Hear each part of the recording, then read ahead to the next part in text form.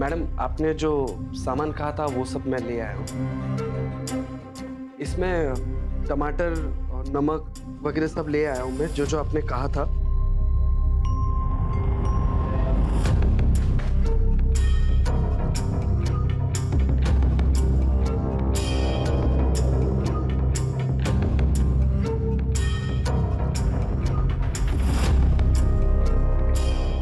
सिर्फ देखते रहोगे क्या छुओगे? हमें संध्या से मिलना है, लेकिन वो तुमसे नहीं मिलना चाहती। मैं खुद पूछ लेता हूँ उससे। रमेश, शरीफ आदमी का घर है, तो बिहेव योरसेल्फ। ओके, तुम संध्या से मिलना चाहते हो ना? हाँ। ठीक है, मैं लेके आता हूँ, लेकिन एक बात याद रखना, कोई जोर जबरदस्ती नहीं उसके साथ। मेरी बेटी का फैसला अंतिम फैसला होगा, अंडरस्टैंड?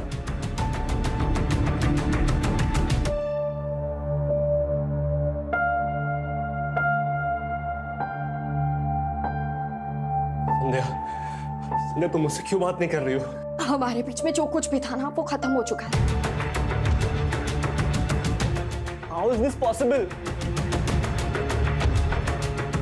अभी मेरे सामने पूरा फ्यूचर पड़ा है, मुझे अपना करियर बनाना है और वो रिश्तों के कमिटमेंट्स में रहकर पॉसिबल नहीं है, तो तुम यहाँ से जाओगे। संध्या प्लीज समझो मेरी लिसन नरेश, तुम ना मुझे इमोशनली ब्लैकमेल मत करो। मैं तुम्हारे आगे हाथ जोड़ती हूँ, प्लीज यहाँ से जाओ।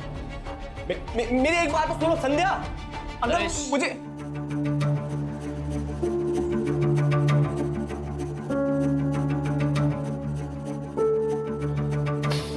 I'm sorry.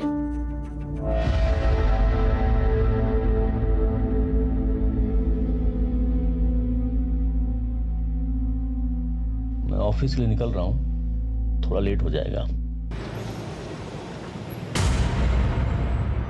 में कोई हाथ नहीं है। अरे अशोक बाबू कहाँ? रिश्वत को समझता है? जाके बोलना अपनी चित्राबाजी से ना कोई बयान बदलेगा ना कोई रिपोर्ट। तुम चित्रा मासी के खिलाफ बयान देने उसके मर्जी के बगैर कोर्ट भी नहीं पहुंच सकते। धमकी देता? अशोक बाबू अच्छा नहीं होगा, ठीक नहीं होगा।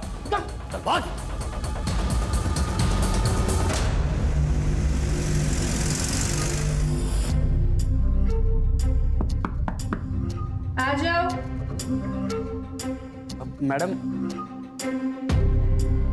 मैडम आपने जो सामान कहा था वो सब मैं ले आया हूँ। इसमें टमाटर और नमक वगैरह सब ले आया हूँ मैं, जो जो आपने कहा था।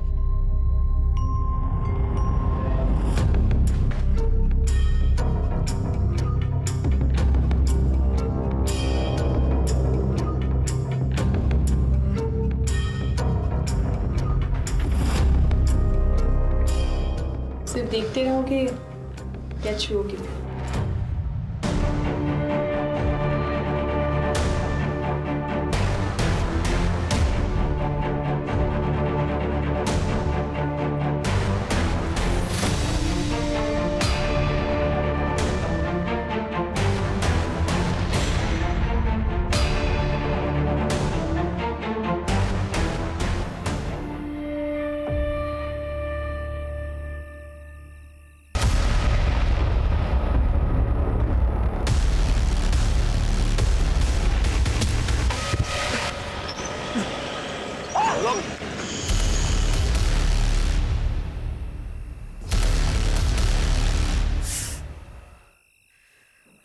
ये चोट लगी कैसे आपको? आप गिरे कैसे? हाँ, गिरता नहीं तो बचता भी नहीं, बस एक सेकंड की देरी हो जाती ना तो गाड़ी वाले ने उड़ा दिया था मुझे।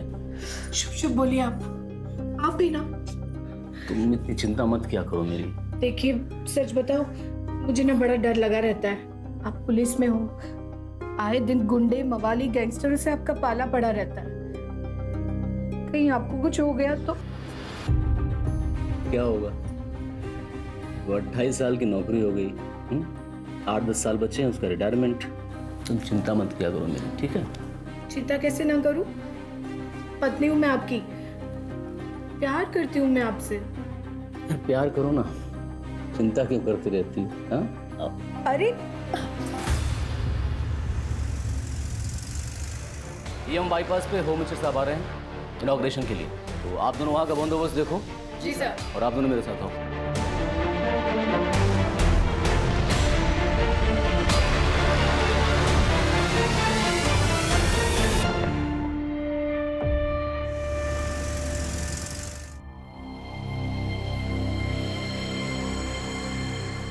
आ गए डॉक्टर साहब?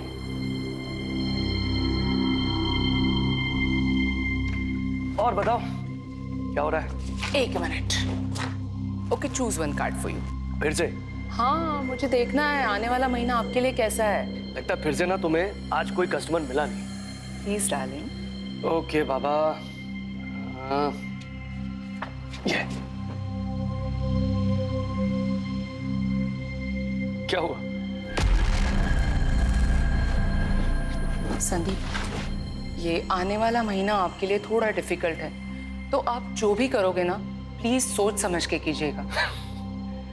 मेरा डिफिकल्ट टाइम तब से शुरू हो गया था जब से मेरी शादी हुई थी। Sandeep, I am serious. Okay बाबा, I will be careful.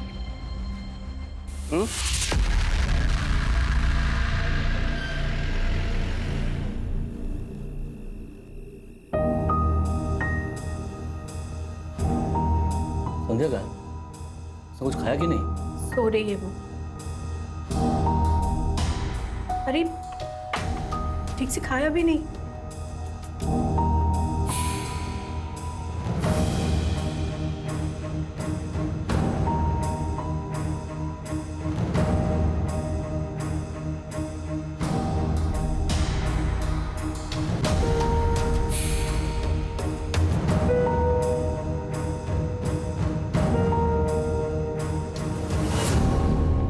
Tiffin ready? अरे आज यूनिफॉर्म पहनकर? अरे कोर्ट जा रहा हूँ ना, वहां पर कंपलसरी यूनिफॉर्म। हाँ, चित्रा मासी केस की सुनवाई है।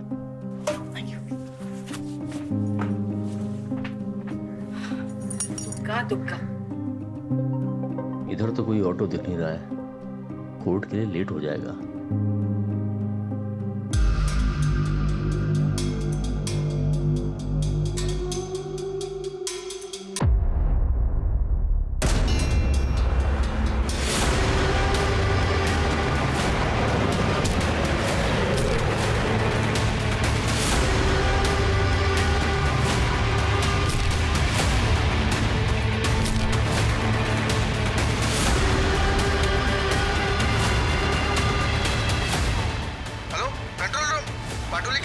एक्सीडेंट हुआ है, प्लीज रिपोर्ट।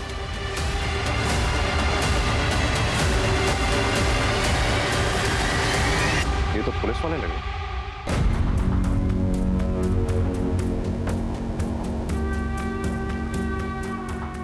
सर इनका नाम अशोक मंडल है सर। हेडक्वार्टर इन्फॉर्म करो। Right sir. राजीव, इनकी हालत देख के तो ये लग रहा है कि गाड़ी का इम्पैक्ट काफी गहरा रहा होगा, मतलब गाड़ी बहुत स्पीड में रही होगी। सर हेडक्वार्टर को इन्फॉर्म कर दिया और वहाँ से ये पता चला कि अशोक मंडल जी गोरिया पुलिस स्टेशन में सीनियर सब इंस्पेक्टर थे सर। अशोक जी आज शाम में 4:30 बजे कोर्ट में गवाही के लिए जा रहे थे चित्रा मासी के खिलाफ। चित्रा मासी, ये तो वही है ना जिससे बच्चे छुड़वाए गए थे और जिसके पास से ड्रग्स बरामद हुई थी? हाँ सर। ये अगर गवाही दे देते चित्रा मासी के खिलाफ तो चित्रा मासी का बच पाना नामुमकिन था। इररिपेरेबल लॉस है ये हमारे डिपार्टमेंट के लिए।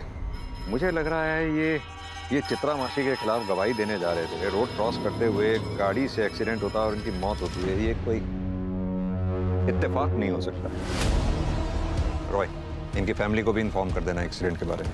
यहाँ आसपास सीसीटीवी चेक करो। तुम्हें पता है मीडिया इस केस को बहुत ज़्यादा हाइप कर देगी और उसके हाइप करने से पहले हमें ये कंफर्म कर लेना बहुत ज़रूरी है कि ये महज एक्सीडेंट है या फिर प्री प्लान मर्डर।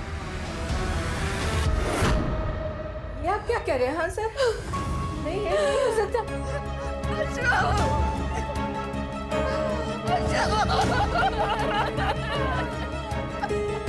वैसे हम पता लगाने की कोशिश कर रहे हैं ये एक्सीडेंट हुआ कैसे या फिर किसने किया, लेकिन हमारे लिए ये जानना बहुत ज़रूरी है क्या अशोक जी की किसी से कोई दुश्मनी थी या फिर कुछ ऐसा जो आप हमें बताना चाहती हो।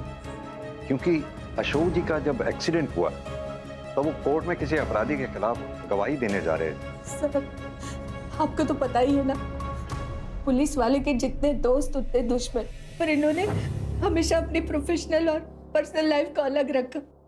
हमें कभी भी नहीं लगा कि हम इस घर में किसी पुलिस वाले के साथ रह रहे हैं सर, लेकिन ये चीज किसी ने भी किया है, उसे सख्त से सख्त सजा मिलनी चाहिए। जिस किसी ने भी ये सब किया है वो जल्द से जल्द हमारे कब्जे में होगा। आप लोग अपना ख्याल रखें, संभालिए अपने आप को।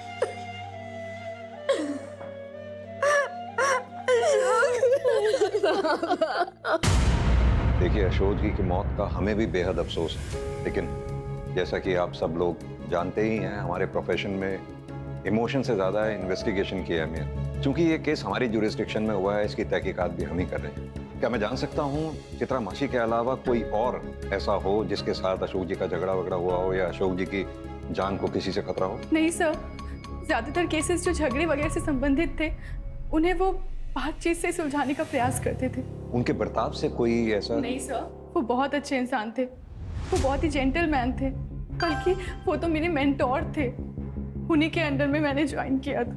लेकिन हाँ सर, चित्रा मासी के केस के बाद उन्हें काफी सारी धमकियां मिल रही थी। सॉरी, एक मिनट। मीता, मुझे एक मैसेज आया, न्यू गोरी इलाके में कोई चोरी हुई है, तुम अभी मदन को साथ लेके जाओ, इंस्पेक्टर को तुम्हें वहीं मिलेंगे। Okay sir.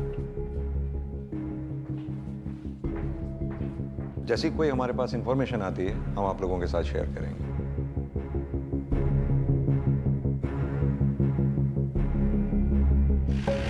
सर, चित्रा मासी से पूछताछ करने की परमिशन हमें मिल गई है।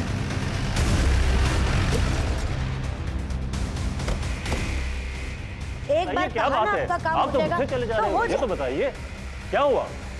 ए राना, छोड़ ना। पुलिस वाले कब से गुंडों का तरीका अपनाने लग गए? जब से गुंडे शरीफों की खाल ओढ़कर बैठने लगे। मेरे घर में ऐसे जबरदस्ती घुसने का मतलब? सीनियर इंस्पेक्टर अशोक मंडल की एक्सीडेंट में मौत हो गई और हमें पूरा विश्वास है कि उसका एक्सीडेंट तुमने करवाया। अगर अशोक मंडल तुम्हारे खिलाफ बयान दे देता तो तुम्हें सालों सलाखों के पीछे रहना पड़ता। इसीलिए अशोक मंडल को कोर्ट में बयान देने से रोकना तुम्हारे लिए लाजमी हो गया था। अच्छा, तो जाके सबूत ले आइए, गवाह ले आइए मेरे खिलाफ, और उसके बाद आके मुझे लेके जाइएगा। तब तक के लिए मुझे माफ करना। राना। जी मासी। इनको इज्जत से बाहर तक छोड़ के आ जाओ। चलिए चलिए।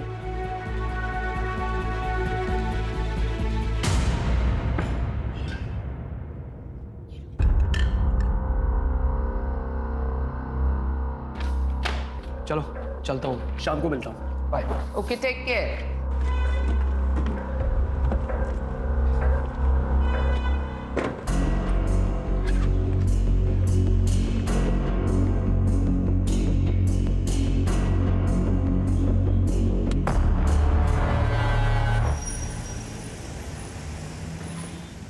सर, अशोक जी का एक्सीडेंट जहां हुआ था वहां की सीसीटीवी फुटेजेस मिल गई हैं सर। ये देखिए। गाड़ी चलाने वाले का चेहरा साफ दिखाई नहीं दे रहा है। प्योर शॉट मर्डर है। गाड़ी पहले उड़ाती हुई आगे निकल गई, ड्राइवर ने रिवर्स गियर में डाली, वापस अशोक जी को कुचला, ये तय करने के लिए कि कहीं अशोक जी जिंदा तो नहीं बचे। इसका नंबर प्लेट दिखाना, जरा जूम करना। ब्लरी आ रहा है। लास्ट के 2 डिजिट्स 6 और 1 फिर भी विजिबल है। लास्ट के 2 डिजिट्स वाले जितने भी ओनर्स हैं, जितने भी इस नंबर की गाड़ी, सबसे पूछताछ करो। Right sir.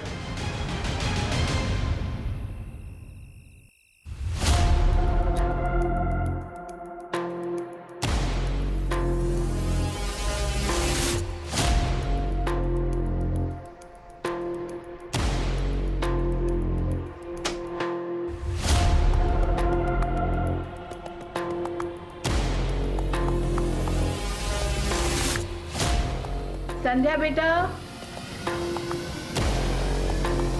संध्या।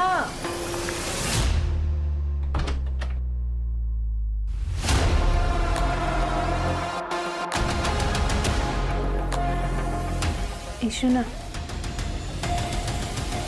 थोड़ा खाना खा ले। मुझे भूख नहीं है माँ, मुझे बस हवा चाहिए। इशु ना, तेरे बाबा के तुझे लेकर कितने सारे सपने थे, वो भी तो पूरे करने होंगे ना। खाएगी पिएगी नहीं तो कैसे चलेगा। अच्छा जूस पी लेना बस।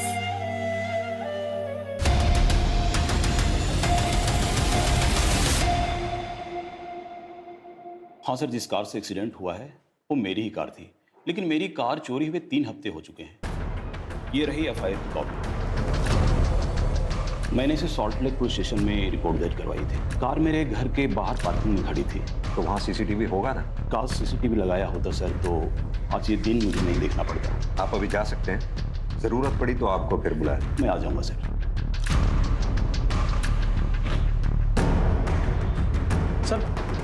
सर पोस्टमार्टम रिपोर्ट आ गई है सर। इसके अनुसार कार ने अशोक जी को 2 बार स्ट्राइक किया सर। पहली बार में राइट साइड की रिस्ट टूटी है और दूसरी बार में लेफ्ट साइड की।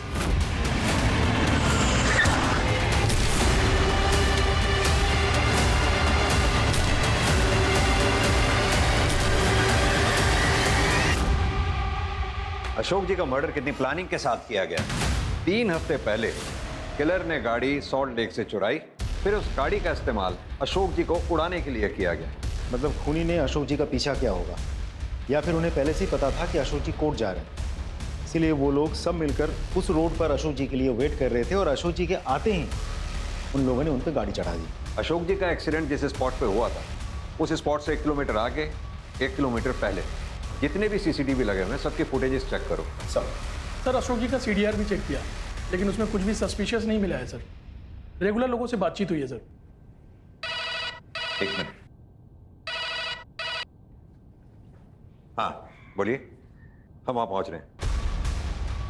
जिस गाड़ी से अशोक जी को उड़ाया गया था वो गाड़ी शायद मिल गई। फॉरेंसिक टीम को बोलो टेंगरा से आगे वाली जो कच्ची सड़क है वहाँ पहुँचे, हम भी वहाँ पहुँच रहे हैं।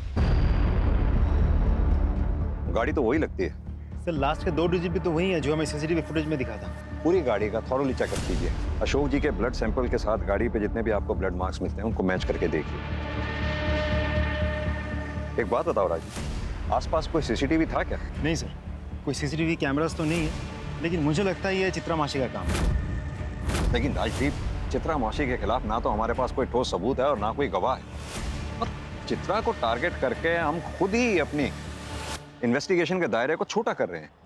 यह भी तो हो सकता है कि चित्रा मासी की आड़ में किसी दूसरे ने अपना निशाना साध लिया हो। सर फॉरेंसिक टीम ने अपनी प्राइमरी रिपोर्ट भेज दी है। सर रिपोर्ट के मुताबिक बड़े ही सफाई से गाड़ी पे लगे सारे निशान मिटा दिए गए हैं। गाड़ी के ऊपर लगे ब्लड के धब्बे को भी धोने की कोशिश की गई थी, लेकिन फिर भी हमें ब्लड के ट्रेसेस मिले हैं जो अशोक जी के ब्लड सैंपल के साथ मैच होते हैं, और इस मर्डर केस में ये गाड़ी ही है जो मर्डर वेपन है। तो राजदीप, हमें सबसे पहले हर हाल में ये पता लगाना है कि गाड़ी चला कौन रहा था और उसका अशोक जी को मारने के पीछे मोटिव क्या है। सर एक लीड मिली है। अशोक जी के मर्डर से पहले उन्हें जान से मारने की धमकी दी गई थी। जिस बार में ये हुआ था उस बार का एक वेटर आया आपसे मिलने। बुलाओ उसे। सर मैंने खुद राणा को अशोक सर को धमकाते हुए देखा था। तुम चित्रा मासी के खिलाफ बयान देने उसके मर्जी के बगैर कोर्ट भी नहीं पहुंच सकते। ठीक है, बाहर कांस्टेबल को अपनी स्टेटमेंट लिखवा दो। राजदीप सर, अब हमें चित्रा को हिरासत में लेने से कोई नहीं रोक सकता। पूरा कर देखो अच्छी तरह से। अरे सर कहाँ? हाँ खड़ा रहे, पता चल जाएगा क्या हो रहा है।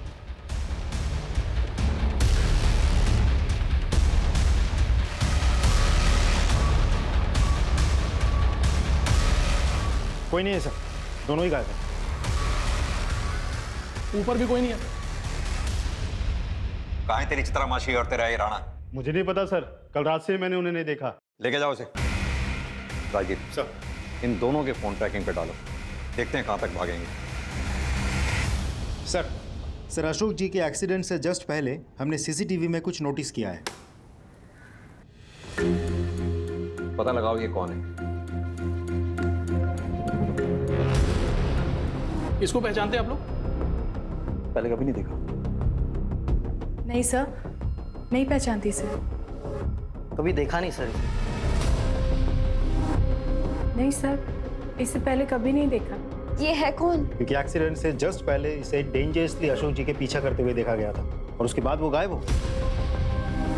अच्छा एक बात बताइए, क्या अशोक जी ने कभी भी ऐसा कुछ आप लोगों से शेयर किया था बाबा वैसे भी ऐसे कोई एक मिनट। अभी कुछ दिन पहले जब वो काम से लौटकर घर आए, उनके कंधे पर एक चोट लगी हुई थी। मैंने उनसे पूछा भी कि ये चोट कैसे लगी, तो 1 सेकंड की देरी हो जाती ना। गाड़ी वाले ने उड़ा दिया था मुझे। एक मिनट, ये कब की बात है? रूपा, निकल रहा हूं मैं। हाँ बाबा, आ रही हूँ। अपना ख्याल रखना। मुझसे ज्यादा ख्याल रखने की जरूरत आपको है। मैं डॉक्टर्स कॉन्फ्रेंस के लिए भुवनेश्वर जा रहा हूँ। इससे ज्यादा सेफ जगह ना हो नहीं सकती। बाय।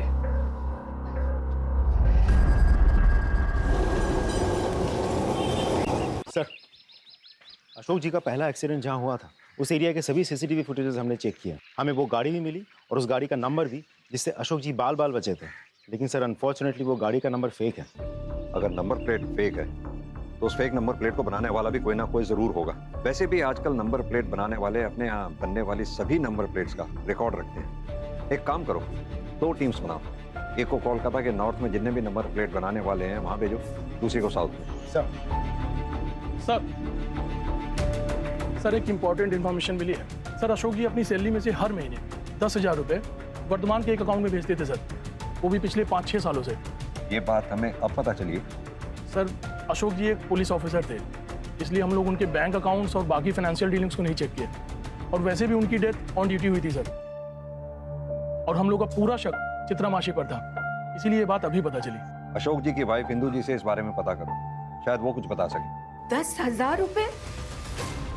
नहीं सर, मुझे इसके बारे में नहीं पता। आपने कखनो जिज्ञेस करें नहीं? मैंने उनसे कभी नहीं पूछा कि वो कितना कमाते हैं, कहाँ खर्च करते हैं। कभी इसकी जरूरत ही नहीं पड़ी कि 10,000 रुपए वो हर महीने किसे दिया करते थे।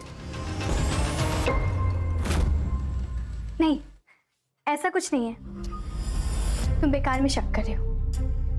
Just relax.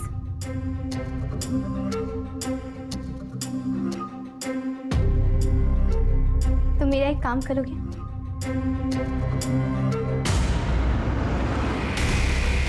जी सर, हम उस लड़के के घर पे पहुंच गए हैं जिसके अकाउंट में अशोक जी हर महीने 10,000 रुपए ट्रांसफर करते थे। सर नाम है देवोजीत सरकार, लेकिन उसके घर पे तो ताला लगा हुआ है। पता करो ये देवोजीत है कहाँ पर, और साथ में ये भी पता करो कि अशोक जी के साथ इसका क्या रिलेशन था।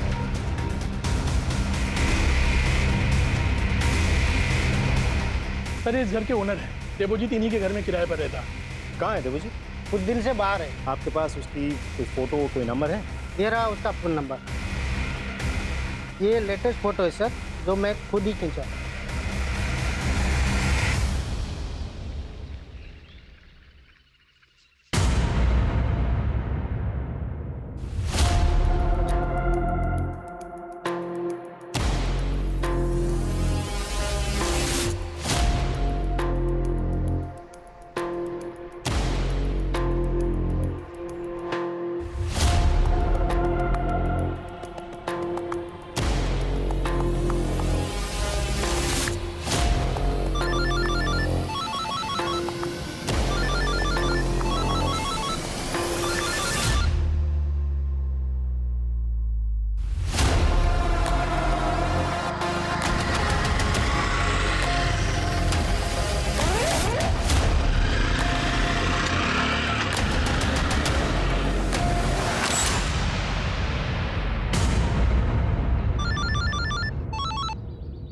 देवोजीत, मैं बालीगंज पुलिस स्टेशन से एएसआई महेंद्र रॉय बोल रहा हूँ। देखो तुमसे कुछ जरूरी बात करनी है। तुम इस टाइम कहाँ पर हो? एक काम करो, तुम अपनी लोकेशन।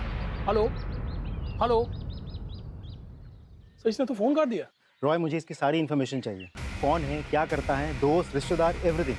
कोलकाता फोन करके इसके कॉल रिकॉर्ड मंगवाओ और नंबर ट्रैकिंग पर डालो।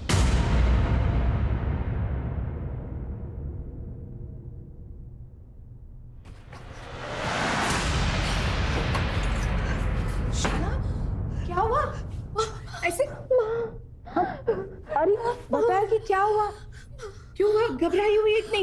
आज रास्ते में कोई मेरा पीछा कर रहा था और मैंने जब उसको पीछे पलट के देखा ना, तो वो झाड़ियों में छिप गया। मैं ना तेरे पापा के पेंशन के पेपर वर्क के लिए पुलिस स्टेशन जा रही हूँ। वहाँ मदद मांगूंगी, वो लोग हमारी मदद करेंगे। तू चिंता करिश ना। हाँ, माँ काली हमारी रक्षा करेगी। आजा, बैठ जा तू। मैं आती हूँ। हाँ, और हाँ, दरवाजा अंदर से बंद कर ले।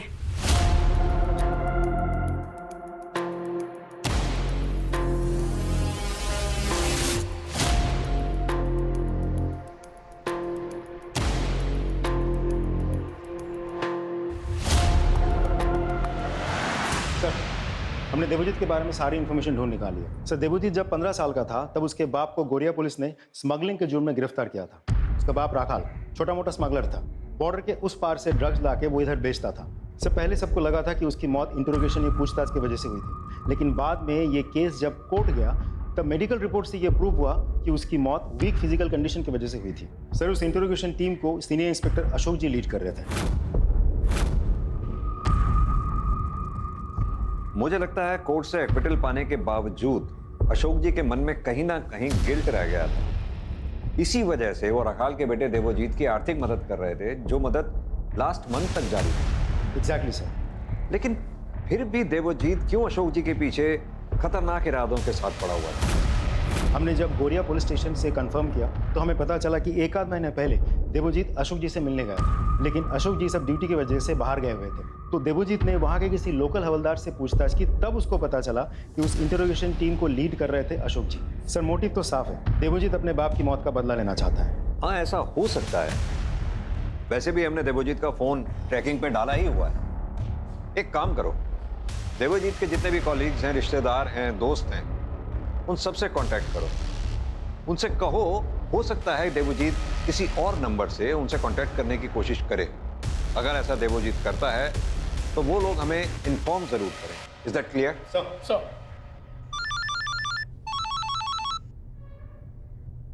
जैन सर, मैं कांस्टेबल मीता बोल रही हूँ, गौरिया पुलिस स्टेशन से। हाँ हाँ मीता, बोलिए। सर, मुझे अपनी खबरियों से पता चला है कि राणा और चित्रा मासी हजरा में हैं। आप लोग एक काम करिए, हजरा पुलिस को इन्फॉर्म कीजिए, चित्रा मासी और राणा इन दोनों को अरेस्ट करें। सर, आइए।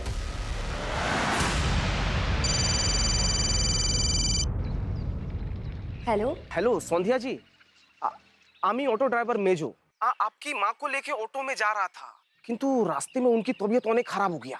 क्या? किसी भी वक्त उनको अस्पताल लेके जाना पड़ सकता है। आप इधर तारा माँ के मंदिर के पास आ जाइए। मैं अभी आ रही हूँ।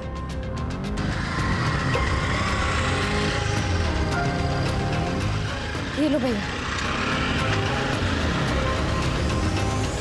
ऑटो ड्राइवर ने तो यही जगह बताई थी, पर यहाँ कोई नहीं है।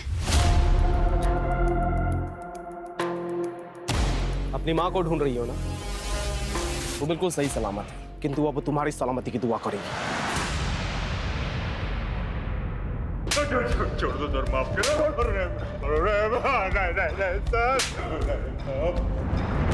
बताती हूँ, सब कुछ बताती हूँ। बोलिए। ये सच है कि मैंने और राणा ने मिलकर अशोक को धमकी दी थी कि वो कोर्ट में जाके अपना बयान और रिपोर्ट चेंज कर दे, और ऐसा ना करने पर उसे मारने का प्लान भी हमने किया था। लेकिन माँ काली की कसम, ऐसा हम कुछ भी करते उसके पहले ही किसी और ने अशोक को उड़ा दिया।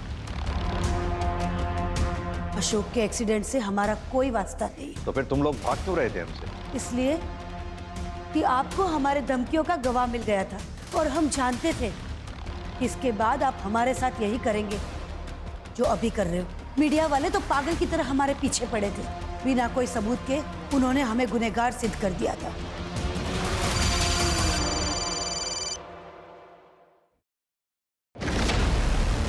सर, मैं अपने पति के पेंशन के काम से ना पुलिस स्टेशन गई हुई थी, और वापस आकर देखा तो मेरी बेटी घर पर नहीं थी। मैं उसे कहकर गई थी कि वो घर से बाहर ना निकले। मैंने उसका फोन भी ट्राई किया, पर उसका फोन बंद था। आपने आस पड़ोस में पता किया? देखिए सर, मुझे इतनी चिंता नहीं होती, पर वो आज बहुत दिनों बाद घर से बाहर निकली थी और एकदम घबराकर डर कर लौट आई थी। वो कह रही थी कि कोई उसका पीछा कर रहा था। आज रास्ते में? हाँ बेटा, कोई मेरा पीछा कर रहा था। इंदु जी, आपने कहा पीछा कर रहा था, संध्या ने कुछ बताया उसके बारे में? कौन पीछा कर रहा था, या उसका नाम, या फिर आपको किसी पे शक? नरेश मेरी बेटी से बहुत प्यार करता है वो, पर मेरी बेटी ने अपने बाबा के दबाव में आकर उससे रिश्ता तोड़ दिया। छोड़ दो उसे आवारा, तो मैं जहर खा के आत्महत्या कर लूंगा। अशोक नहीं, छोड़ो। उसके बाद नरेश जाएगा अबेटमेंट ऑफ सुसाइड के केस में जेल। लिसन नरेश, हमारे बीच में जो कुछ भी था ना वो खत्म हो चुका है। संध्या ने उससे सारे रिश्ते नाते तोड़ डाले, वो उसे कभी भूल नहीं पाई। और नरेश? आस पड़ोस से पता लगा कि वो अब भी मेरी बेटी से प्यार करता है। कहीं संध्या नरेश के साथ भाग तो नहीं गई? यही सोचकर मैं नरेश के घर गई और वहां पे भी ताला लगा हुआ था। भाई, संध्या के पिता की कुछ दिनों पहले एक्सीडेंट से मौत होना, आज संध्या का गायब होना, ये सब इत्तेफाक नहीं हो सकता। संध्या और नरेश दोनों के फोन ट्रैकिंग पे डालो, उनके कॉन्टैक्ट्स में जितने भी लोग हैं सबसे अच्छी तरह से पूछताछ करो। अभी अभी हमें खबर मिली है कि जाबाज सब इंस्पेक्टर अशोक मंडल, जिनकी चिता की राख अभी ठंडी भी नहीं हुई थी, उनकी बेटी संध्या को कुछ अज्ञात लोगों के द्वारा अपहरण कर लिया गया है। क्या कर रही है कोलकाता पुलिस?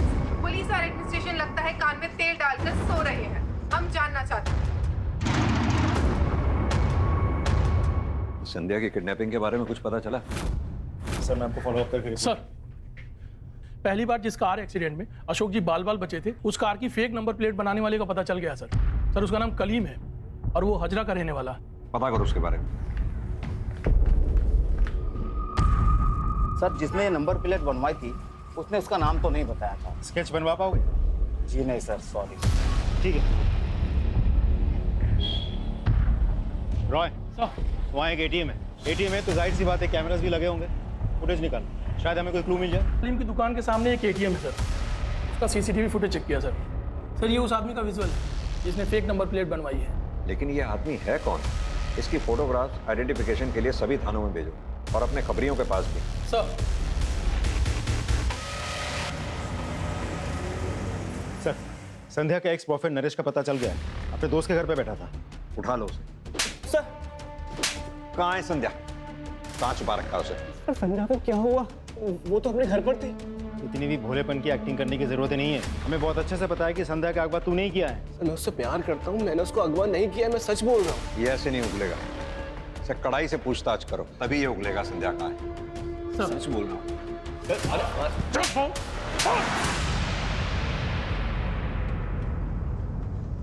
हेलो शौविक, आम्ही देवजित। हाँ रे बोल। थोड़ा पैसा उधार चाहिए था। एटाई कोनो 5-6 हजार टाका देखना किचु करना, मतलब वो बहुत जरूरी काम है। रुक मैं कुछ इंतजाम करता हूँ, तू एक काम कर, मुझे आधे घंटे में कॉल कर। ठीक है अनेक धन्यवाद, थैंक यू यार। हेलो हेलो सर, मैं सोविक बोल रहा हूँ वर्धमान से। सर अभी देवजीत का कॉल आया था, वो ना मुझसे 5,000 रुपये उधार मांग रहा है। क्या करूँ? उसे कहो कि तुम उसे यूपीआई के थ्रू पेमेंट करोगे। 5,000 रुपये ट्रांसफर कर दो, पैसे तुम्हें मिल जाएंगे। Okay sir, okay sir. Ballygunge police station से सब इंस्पेक्टर राजदीप सिकदर बोल रहा हूँ। इन्फॉर्म करना था कि देवजीत, हाँ वही लड़का, उसके फोन पे यूपीआई के थ्रू एक ट्रांजैक्शन आएगा।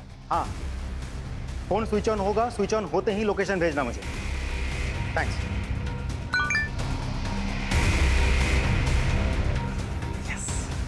चलो।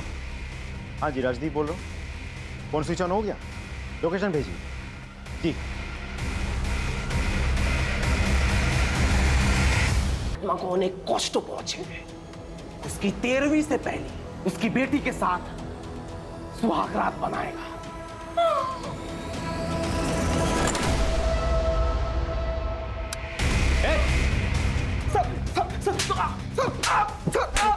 क्या ये सब? सर बोलची हमें सर बाबा की मौत का बदला लेना चाहता था, किंतु सब इंस्पेक्टर अशोक को किसी ने गाड़ से कुचल दिया, तो मेरा बदले का हक शांत नहीं हुआ।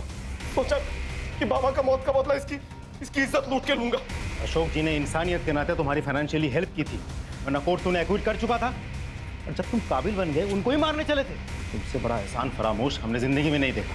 चल चल। सर एक इंपॉर्टेंट इन्फॉर्मेशन मिली है। जिस आदमी ने कलीम की दुकान से फेक नंबर प्लेट बनवाई थी उसकी डिटेल मिल गई। यस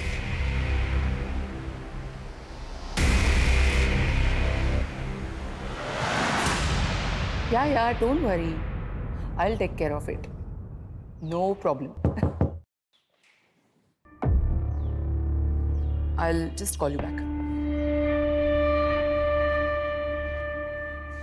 हमरा डॉक्टर संदीप अधिकारी संगे देखा करते चाहिए। मगर वो तो भुवनेश्वर गए हैं डॉक्टर्स की कॉन्फ्रेंस के लिए। फोन लगाइए उन्हें। जी। It's switched off. कॉन्फ्रेंस में होंगे ना? कोई और जो उनके साथ गया हो, मेरा मतलब उनका कोई कॉलीग? हाँ, डॉक्टर पार्थो। पार्थोदा, अमी रूपा, वो संदीप भुवनेश्वर में डॉक्टर्स की कॉन्फ्रेंस में गए हैं ना? व्हाट? वहाँ पे ऐसी कोई कॉन्फ्रेंस है ही नहीं। हाँ, पर मुझे उन्होंने वही बताया था कि वो कॉन्फ्रेंस के लिए जा रहे हैं। इनफैक्ट उन्होंने मुझे एयरपोर्ट से बाहर निकल के फोन भी किया था। अच्छा, ओके,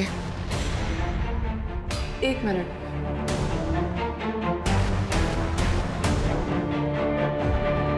सर, जरूर कुछ गड़बड़ है।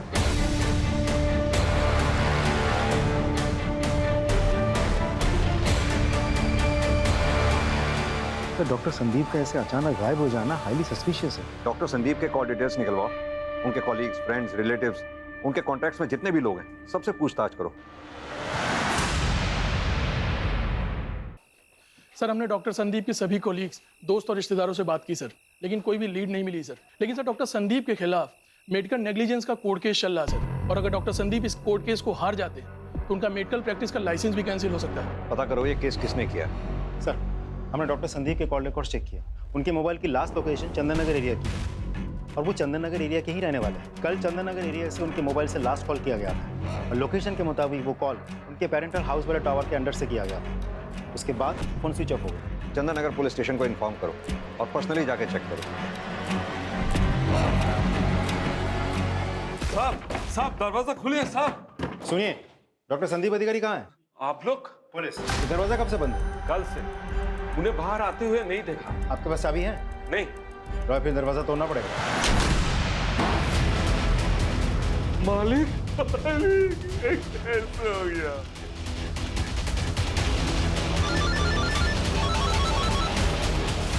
हाँ राजू, डॉक्टर संदीप के पेरेंटल हाउस से हमें उनकी लाश मिली है। व्हाट? सर, खून जम गया है। देख के लगता है खून कल रात को हुआ होगा। वहाँ आसपास अच्छी तरह से पूछताछ करो और डॉक्टर संदीप से रिलेटेड जितनी भी चीजें हैं वहाँ अच्छी तरह से खंगालो उन्हें। जी सर। सर, साइबर टीम ने एक चैट नोटिस किया है। ये चैट संदीप के सोशल मीडिया अकाउंट से किया गया था। ये उसका प्रोफाइल। ये तो किसी लड़की का प्रोफाइल, यानी कि डॉक्टर संदीप किसी लड़की से रेगुलर चैटिंग करता था। एक मिनट, इसके नाम पे क्लिक करना, अकाउंट डिलीट कर दिया। साइबर सेल से कहो कि इस अकाउंट से रिलेटेड सारी जानकारी हमें दें। सर,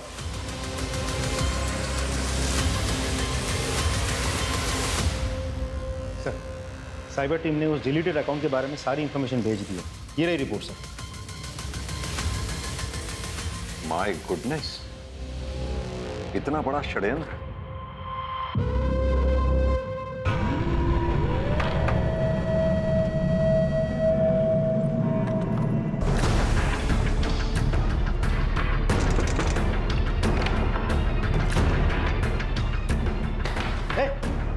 कौन है तू? भाग क्यों रहा था? गीता बाड़ी देखी कुछ ये तू ही? सर,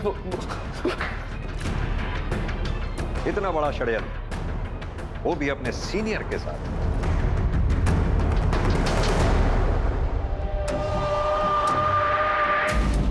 क्या सबूत है आपके पास?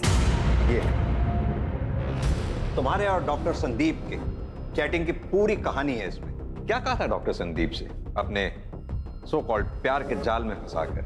उनके ऊपर जो मेडिकल नेग्लिजेंस का केस चल रहा है उसे बचा लेंगी उन्हें, और उसके एवज में एक शर्त थी, अशोक जी का मर्डर, राइट?